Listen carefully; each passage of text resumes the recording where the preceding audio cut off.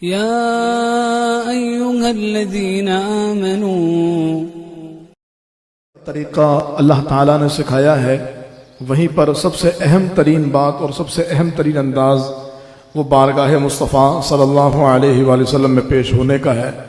تو رسول خدا امام الانبیاء صلی اللہ علیہ وآلہ وسلم کی بارگاہ میں کیسے حاضری دی جائے اور حضور کی بارگاہ میں حاضر ہونے کا جو انداز ہے وہ کیا ہونا چاہیے۔ اللہ تعالیٰ فرماتا ہے، اے ایمان والو، جب تم رسول اللہ صلی اللہ علیہ وآلہ وسلم سے تنہائی میں کوئی بات عرض کرنا چاہو تو اپنی عرض سے پہلے کچھ صدقہ دو، اور یہ تمہارے لیے بہت بہتر ہے اور زیادہ پاکیزہ ہے۔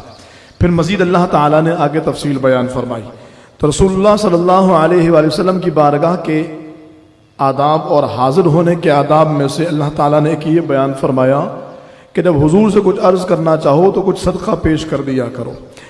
اس آیت کریمہ کا شان نزول تو مفسرین یہ بیان فرماتے ہیں کہ جب مالدار اور صاحبان ثروت بارگاہ مصطفیٰ میں حاضر ہوتے اور ان سے گفتگو کا سلسلہ طویل ہو جاتا تو جو غریب و نادار تھے وہ یہ سوچتے کہ ہم کب حضور سے اپنی بات عرض کریں، تو اللہ رب العالمین نے پھر یہ طریقہ بیان فرمایا کہ تم حضور کی بارگاہ میں کچھ پیش کر دیا کرو، اور سرکار اس کو لے کر اپنی امت میں خیرات کریں گے، حضور تمہاری طرف متوجہ ہو جائیں گے۔ جہاں یہاں پر ایک طریقہ ہمیں یہ پتہ لگا کہ سرکار علیہ السلام کو متوجہ کرنے کا انداز کیا ہے، وہیں یہ بھی پتہ لگا کہ سرکار علیہ السلام کو کس چیز سے اور آقا دو عالم علیہ السلام کی رغبت اور میلان کس بات کی طرف ہے۔ وہ کیا ہے کہ جب کوئی امتی حضور کی بارگاہ میں کچھ پیش کرے اور کہے یا رسول اللہ یہ آپ کے غلاموں کے لیے ہے، یا رسول اللہ یہ آپ کی امت کے لیے ہے، تو سرکار علیہ السلام اپنے اس غلاموں کی طرف خصوصی شفقت فرماتے ہیں، خصوصی توجہ فرماتے ہیں۔ تو اللہ تعالیٰ نے یہ طریقہ بیان فرمایا۔ حضرات صحابہ کرام میں سے جناب مولا مرتضیٰ نے سب سے پہلے یہ کام کیا کہ آپ رضی اللہ تعالیٰ عنہ نے پیارے آقا علیہ السلام کی بارگاہ میں 1 دینار پیش کیا، اور پھر آقا علیہ السلام کی بارگاہ میں اپنا مدعا بیان فرمایا۔ پھر ایک روز جناب مولا مرتضیٰ عرض کرنے لگے، یا رسول اللہ صلی اللہ علیہ وسلم، آپ کے جو صحابی ہیں یہ حیثیت نہیں رکھتے اس طرح کہ آپ کی بارگاہ میں ہر بار کچھ نذرانہ پیش کریں کہ آپ اپنی امت میں خیرات کریں، یا رسول اللہ ان پر کچھ تخفیف فرما دیں۔ حضور نے فرمایا کیا 1 دینار دے سکتے ہیں؟ عرض کیا رسول اللہ مشکل ہے۔ فرمایا آدھا دینار؟ کہا آقا مشکل ہے۔ تو کہنے لگے کہ پھر کتنا دے سکتے ہیں؟ تو جناب مولا مرتضیٰ نے کہا یا رسول اللہ گندم کا 1 دانہ۔ تو پیارے آقا علیہ السلام اس بات پر مسکرا دیے، اور رسول اللہ صلی اللہ تعالیٰ علیہ وسلم نے اس قید کو ختم کر دیا۔ لیکن علماء فرماتے ہیں کہ اللہ تعالیٰ نے پھر آگے جا کر ارشاد فرمایا کہ جو غریب ہیں اللہ تعالیٰ نے ان سے معاف فرما دیا ہے اور ان کا کوئی مواخذہ نہیں ہے۔ لیکن اس کا یہ مطلب ہرگز نہیں تھا کہ حضرات صحابہ کرام دین کے معاملے میں بے رغبت تھے یا دین کے معاملے میں خرچ نہیں کرنا چاہتے تھے۔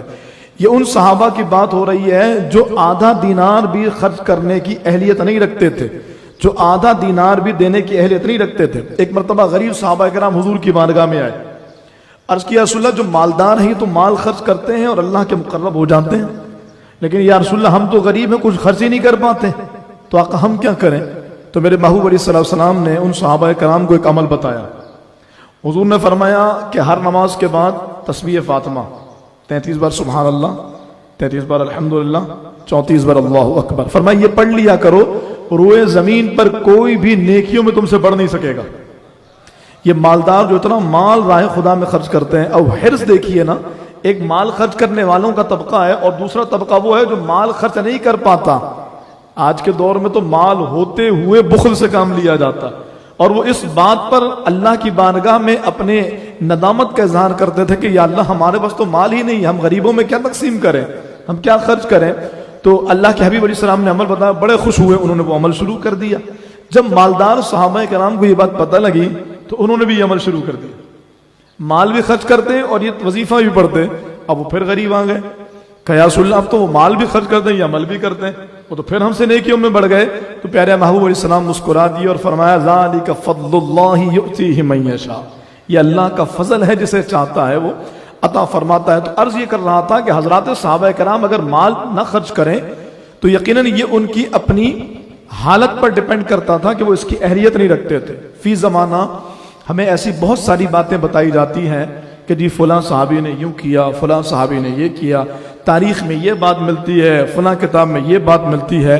میں آپ سے عرض کرتا ہوں اس جدید ترین دور میں جہاں پر موبائل فون کے ذریعے اور ذرائع ابلاغ اتنا مضبوط ہے کہ ہر چیز لمحوں میں ہم تک پہنچ جاتی ہے، اس کے باوجود آپ دیکھیں کمیونیکیشن گیپ کتنا زیادہ ہوتا ہے کہ کئی بار کسی کے بارے میں کوئی غلط بات عام ہو جاتی ہے، وہ صفائیاں دے دے کے تھک جاتا ہے، اس کے بارے میں لوگوں کا مائنڈ کلیئر نہیں ہوتا۔ کہ آج کے دور کی بات ہے اور ہم اس زمانے کے بارے میں بات کرتے ہیں کہ جس زمانے میں یہ کمیونیکیشن سسٹم نہیں تھا، اور اس وقت حضرات صحابہ کرام کے بارے میں جو باتیں عام کر دی گئیں، تو ہمارا کیا طریقہ بننا چاہیے اور ہمارا کیا انداز ہونا چاہیے کہ کوئی بھی صحابہ کے بارے میں کچھ بھی بولے ہم مان لیں، کوئی کہے مولا مرتضیٰ نے یوں کی ہم مان لیں، کوئی کہے امیر معاویہ نے یوں کی ہم مان لیں۔ ہاں، ہمیں کیا ماننا ہے؟ وہ قرآن و حدیث ہے۔ قرآن نے ان کے بارے میں کہا کل وعد اللہ الحسنی، ہر صحابی جنتی، ہمیں یہ ماننا ہے۔ قرآن نے کہا اولئک هم الراشدون، اولئک هم المتقون، اولئک هم المفلحون، ہمیں یہ ماننا ہے۔ میرے محبوب علیہ الصلوۃ والسلام نے فرمایا کہ تم روئے زمین کے برابر سونا خیرات کرو اور میرا صحابی ایک مٹھی جو خیرات کرے، فرمایا میرے صحابی کی نیکیاں پورے روئے زمین کے برابر سونا خیرات کرنے والے سے بڑھ جائیں گی۔ تو یہ حضرات صحابہ کرام کے بارے میں ماننا ہے، ورنہ تاریخی باتوں کو ہمیں صرف نظر کرنا ہے اور ان باتوں پر توجہ نہیں کرنی۔ اچھا، اس سلسلے کو آگے بڑھائیں تو اللہ تعالیٰ نے انداز یہ بتایا کہ حضور کی بارگاہ میں آؤ تو کچھ پیش کر دو۔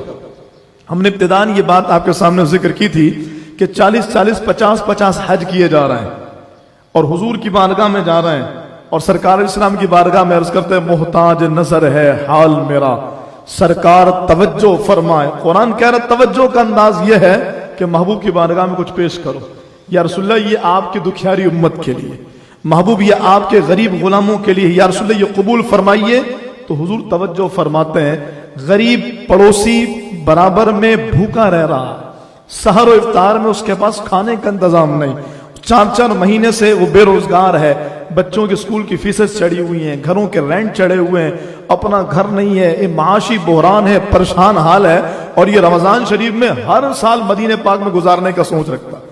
اچھی بات ہے، مدینہ شریف جانا کس عاشق کی تڑپ نہیں ہوگی، حرم میں محترم دیکھنا کس کے دل کی چاہت نہیں ہوگی، لیکن اللہ کے محبوب کی بارگاہ میں قبولیت کا انداز یہ بتایا گیا کہ پہلے حضور کی بارگاہ میں کچھ پیش کرو۔ تو چاہیے یہ کہ وہ جو 10 مرتبہ 20 مرتبہ عمرہ کر چکے ہیں، حج کر چکے ہیں، اگلی بار کا بھی ارادہ رکھتے ہیں، پہلے اپنے آس پڑوس کی خبر لیجئے، دیکھیے کوئی بھوکا تو نہیں ہے، دیکھیے کوئی افلاس کا مارا، کوئی غربت سے تنگ آ کر، کوئی پریشانیوں سے تنگ آ کر کہیں خودکشی کی تو نہیں سوچ رہا۔ ہم مدینہ پہنچے اور حضور سے عرض کریں محتاج نظر ہے حال میرا، سرکار توجہ فرمائے، اور یہاں حضور کا امتی بلک رہا، سرکار وہ امتی تڑپ رہا۔ وہ جو امتی کے پیر میں کانٹا چبھنے کی بھی خبر رکھتے ہیں، انہیں نہیں پتا ہوگا کہ یہ جو وہاں سے یہاں لاکھوں روپے لگا کر آیا، اس کے پڑوس میں ایک شخص صرف چند ہزار روپوں کے لیے خودکشی کر رہا، اس کے پڑوس میں موجود ایک میرا امتی چند ہزار روپے کی وجہ کر پریشان حال ہے، اور جب اس کے دروازے پر آ کے جاؤ بھائی حالات ٹھیک نہیں ہے، آج کل پیسے نہیں ہے، تم لوگ بھی آ جاتے ہو مانگنے کے لیے، اور لاکھوں روپے لگا کر یہ وہاں کا سفر کر رہا ہے، تو ہمیں دیکھنا چاہیے کہ بارگاہ مصطفیٰ میں حاضری کے آداب کیا ہیں۔ پھر کچھ ایسی ہستیاں ہیں الحمدللہ کہ جو بارگاہ مصطفیٰ میں مقبول ہیں، اور اللہ تعالیٰ نے انہیں عزتیں عطا فرمائی ہے۔ میں صرف مثال کے لیے بات عرض کروں، جیسے ماشاءاللہ اویس رضا قادری صاحب ہیں، ایک بڑی حیثیت، بڑا نام ہے، بلبل مدینہ ان کا لقب ہے، اور ابھی پچھلے دنوں ہم نے دیکھا کہ ان کو حکومت پاکستان کی طرف سے تمغہ امتیاز بھی دیا گیا۔ یہ بہت بڑی سعادت ان معنوں میں ہے کہ اللہ تعالیٰ نے ان کو پذیرائی دنیا میں عطا فرمائی، اور ہم تو کہتے ہیں یہ پذیرائی کچھ بھی نہیں ہے جو انشاءاللہ قیامت کے دن ہوگی، جو قیامت میں اللہ ان کو عطا فرمائے گا۔ لیکن کہنے کا مقصد یہ کہ جب اتنی پذیرائی بارگاہ مصطفیٰ میں ہے، تو حضور کی دکھیاری امت کے لیے اگر اویس رضا قادری یا ان جیسے لوگ کوئی کام کر جائیں، کوئی فلاحی ادارہ بنا جائیں، کوئی امت کی خیرخواہی کے لیے کوئی قدم اٹھا جائیں، تو یقیناً یہ بہت بڑا احسان ہوگا، اور حضور کی بارگاہ میں مزید رسائی کا بہت آسان طریقہ ہوگا۔ جیسے میں آپ کے سامنے مثال عرض کروں، قبلہ بشیر فاروق صاحب ہے، بہت بڑا کام سیلانی ویلفیئر کے تحت جو نیٹ ورک چل رہا ہے، اور ابھی ہم نے دیکھا کہ بچت بازار لگے ہوئے ہیں، تو ماشاءاللہ یہ بہت بڑا کام ہے، اللہ مزید برکت دے، ترقی دے، عروج دے۔ تو یہ یاد رکھیے کہ بارگاہ مصطفیٰ صلی اللہ علیہ وآلہ وسلم میں مقبول ہونے کا اور حضور کی بارگاہ میں رسائی پانے کا ایک طریقہ یہ ہے کہ حضور کی بارگاہ میں حضور کے غلاموں کی خدمت کی جائے، حضور کی بارگاہ میں حضور کی پریشان حال امت کی خیرخواہی کی جائے، تو سرکار علیہ السلام کی توجہ خاص اس کی طرف متوجہ ہوتی ہے، اور آقا علیہ السلام اسے اپنا قرب عطا فرماتے ہیں۔ پھر چلتے چلتے اختتامی جملوں کے طور پہ میں آپ کے سامنے عرض کروں، فی زمانہ حالات بہت عجیب ہیں۔ یعنی میرا دعویٰ یہ ہوگا کہ میں بڑا مقبول ہوں، آپ کا دعویٰ ہوگا کہ آپ بڑے مقبول ہیں.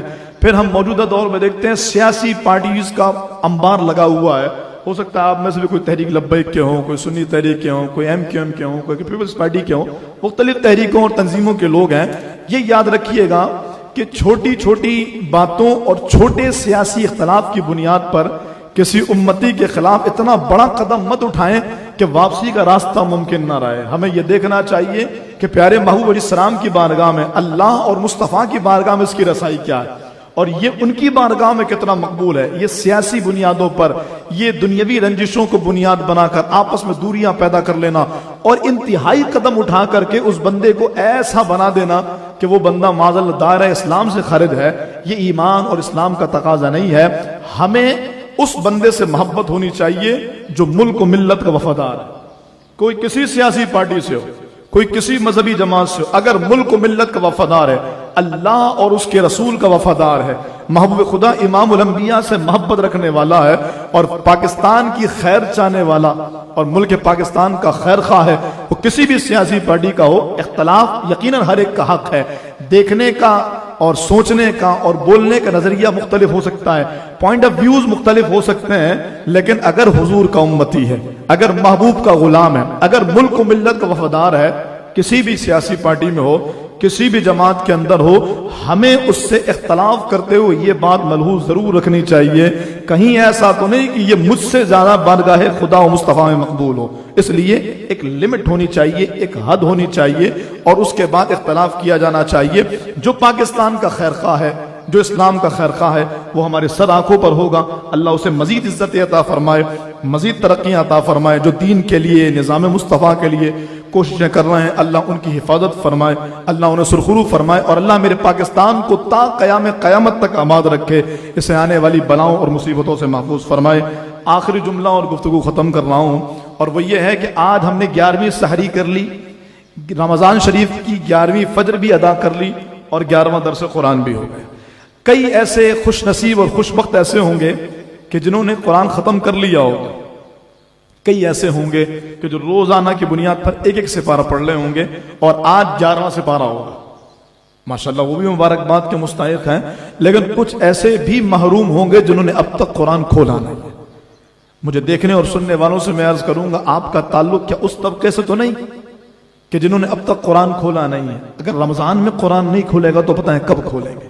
اگر رمضان میں بھی قرآن نہیں پڑھیں گے تو پھر قرآن پاک اور کس وقت پڑھا جائے گا؟ ہمارے ہاں لوگ تعظیم، بے ادبی اور گستاخی کا ایک معیار رکھتے ہیں.